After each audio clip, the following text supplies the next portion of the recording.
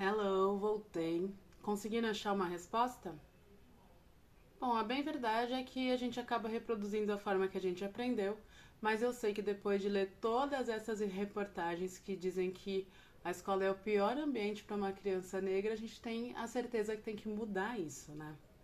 E pensando nisso, eu vim perguntar se vocês conhecem aquele artigo Infância, Raça e Paparicação, da Fabiana Oliveira e da Anete Abramovic. Acho que é assim que se fala. Esse artigo, vou ler aqui na íntegra.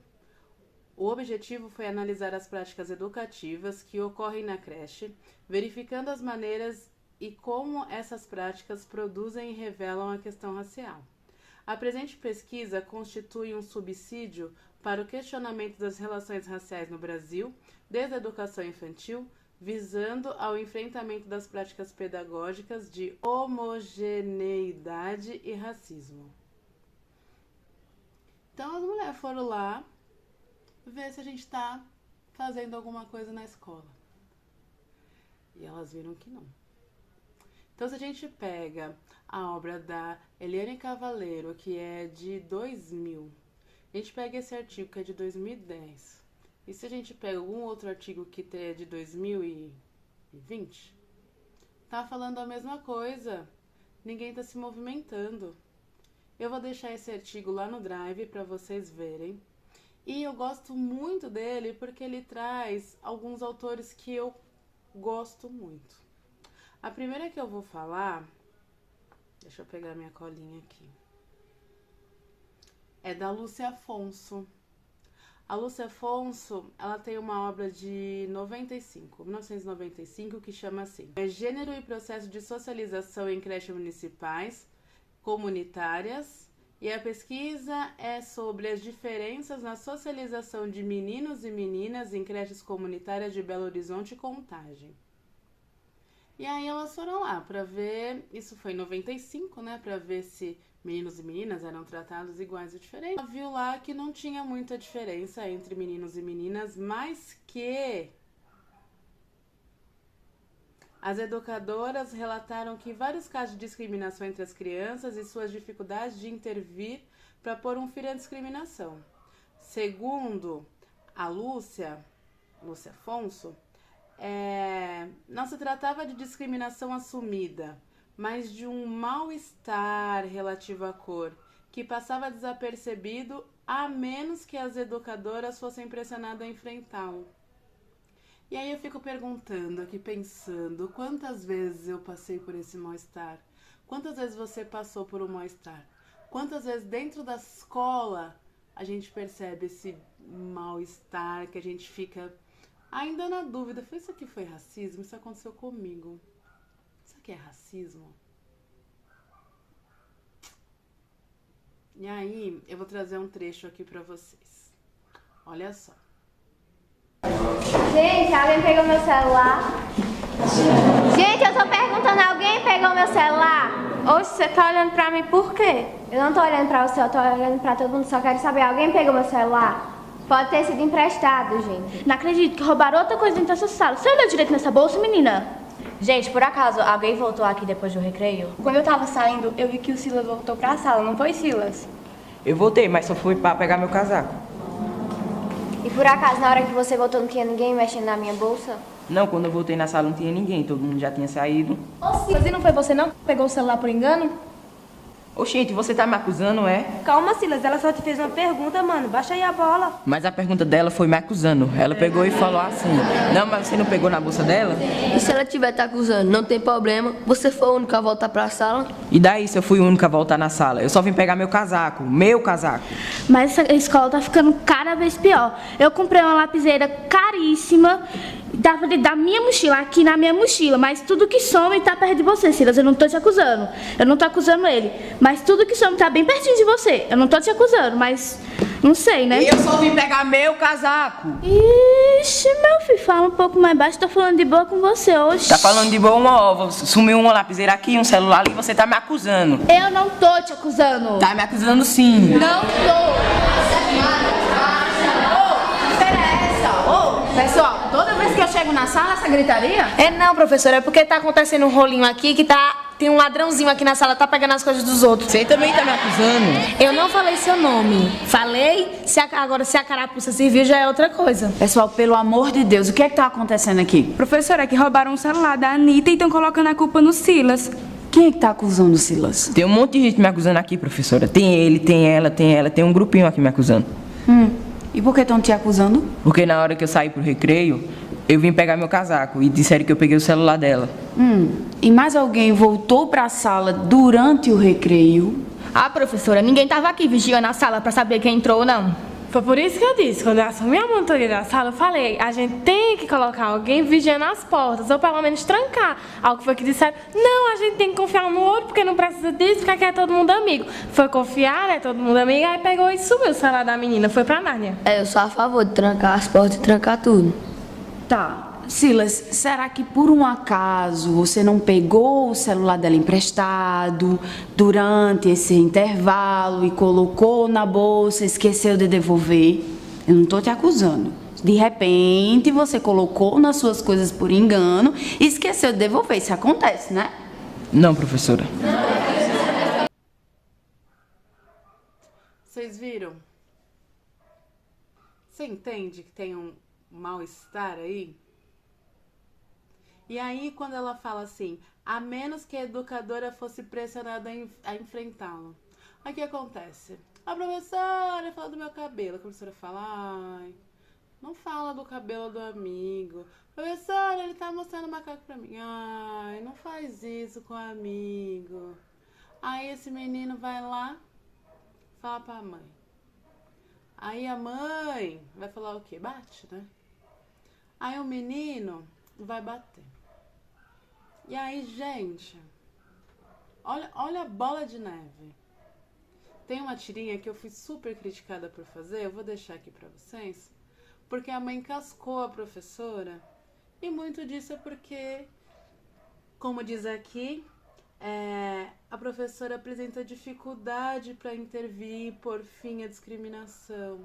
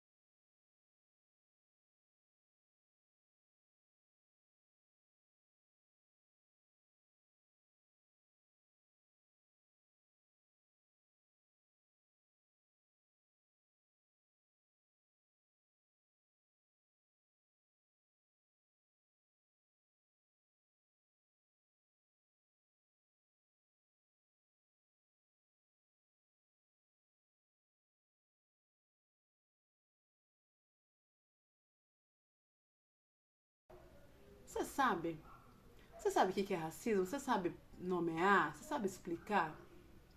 O que é racismo, né? O racismo não é uma questão de ordem individual. O racismo que estrutura a sociedade brasileira não é algo de ordem individual, não é uma questão de desvio moral, não é resultado de falta de educação, embora sim, eu sei que existem indivíduos racistas. Sim. O racismo no Brasil ele é sistêmico. O racismo no Brasil, ele é estrutural. E aí que vem a frase, que é a frase da Lia Weiner. Isso. Quando falamos que o racismo é estrutural, estamos dizendo que se tudo acontecer na normalidade, o resultado será racista. Eu vou interromper o meu amigo Fábio para mostrar para vocês um exemplo que o próprio Fábio me deu pessoalmente. Esses são os desembargadores do Tribunal de Justiça de São Paulo. O que é que não tem nessa foto?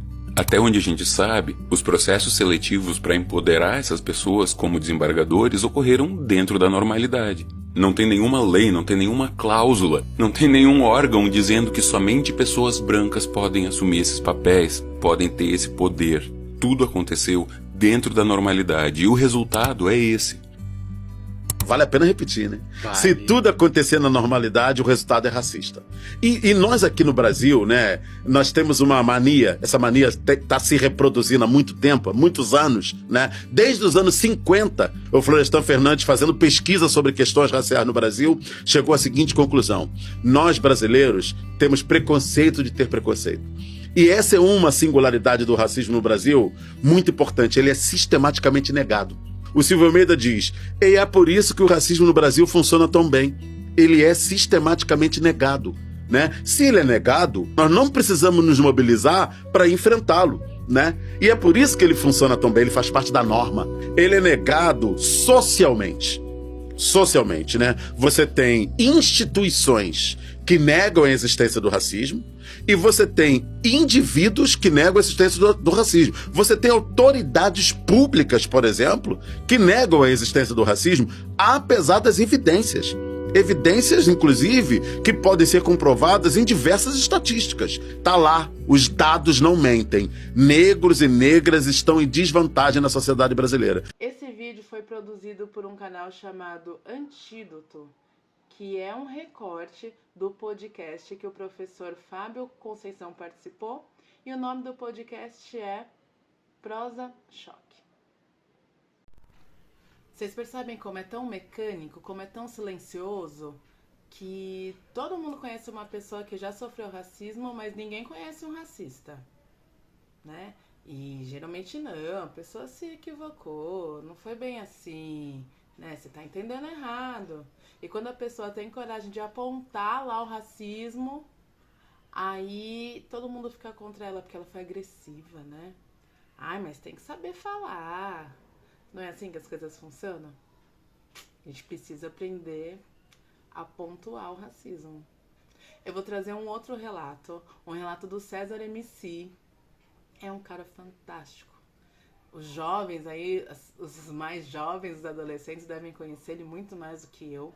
Mas ele traz uma explicação sensacional. E ele traz uma outra coisa. Eu vou deixar vocês perceberem e aí depois eu vou falar. Essa ideia. Eu mesmo, mano, quando eu tinha, sei lá, uns 13, 14 anos, a lógica do racismo reverso, por exemplo, na minha cabeça era lógica, mano. Fazia sentido completo. Tipo assim, fazia completo sentido. Se um cara me chama de macaco, me ofende, é racismo. Aí eu vou lá e xingo ele, sei lá, de... Mano, você é branco como leite. É, tá ligado? Eu falo, mano, é errado da mesma maneira, é racismo. Eu mesmo, morando numa comunidade, sem teoria de nada e, enfim, só sentindo na pele as coisas, sim, que é, na verdade, o mais alto poder de fala da teoria, é sentir na pele, mas, tipo, eu não conseguia digerir isso. Depois de um tempo, eu consegui entender que o buraco é mais embaixo, tá ligado? O preconceito, mano, a palavra é quase explicativa, tá ligado? Você tentar deduzir, sugerir, afirmar, antes do conceito formado, você ter toda essa previsão e viver conforme isso, é errado, mano, tá ligado? Agora, o racismo, ele vai mais além, tá ligado?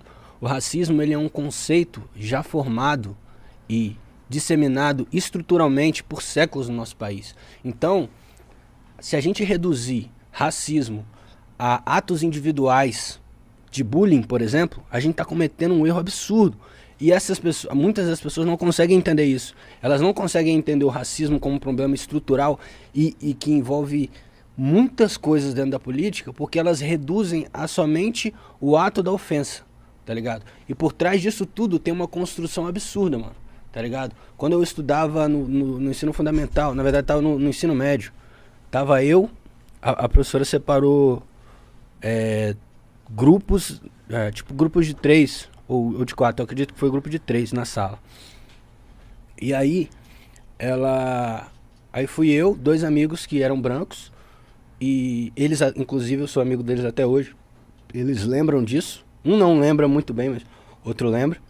E a professora, ela chegou pra mim e falou, então, já que vocês 3 estão aqui, pra você eu entrego o esfregão e pra vocês fazem um trabalho. E ela começou a gargalhar comicamente, tá ligado? Ah, como se fosse engraçado, ela fez uma piada. Mano. Mandei aquela piada, tá ligado? E ela começou a rir. Só que eu também naquela idade, eu achei mais estranho do que qualquer outra coisa. Eu falei, como assim? Eu realmente não entendi o que ela tava querendo dizer com aquilo. E aí depois ela mandou outra piadinha que ela achou incrível. Que ela virou e falou assim, tô brincando, você vai pro tronco, tá ligado? E tipo assim, parece cômico. Você tá falando sério? Mano, eu nunca brincaria com uma parada dessa, caralho, tá ligado? César, mano. Tá ligado? Que bizarro. E essa sua pergunta, ela é um ponto também interessante, tá ligado? Porque às vezes a gente conta algumas coisas sobre racismo, ou as pessoas falam que não é tão assim não, ou elas duvidam que realmente aconteceu, tá ligado? E isso aconteceu. E aí, qual que é a parada? Eu fui pra casa, eu fui pro recreio com aquilo na cabeça. Eu fui pra casa com aquilo na cabeça. Eu voltei pra escola com aquilo na cabeça. Eu consegui lembrar anos depois daquilo como uma coisa que me atacava na cabeça. E os meus 2 amigos, não.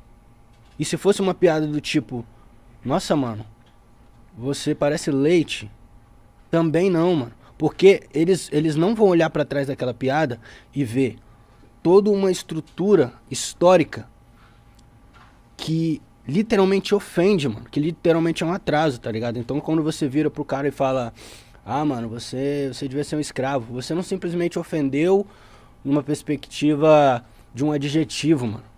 Você reviveu uma memória histórica que até hoje tem consequências dentro da nossa sociedade e que atrasa, mata e sangra por todo lado.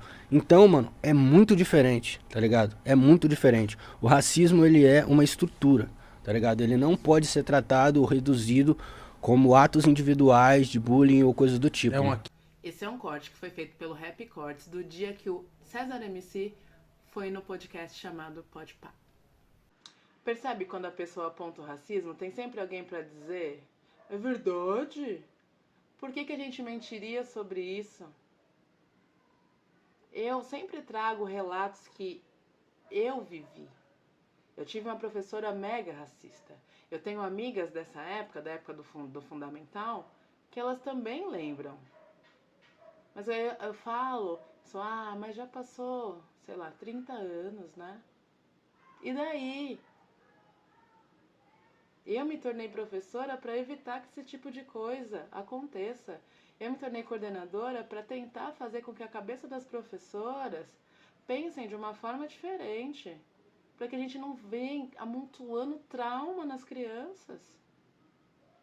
Mas será que alguém se importa? Esse vídeo tá muito longo. Eu já vou cortar por aqui e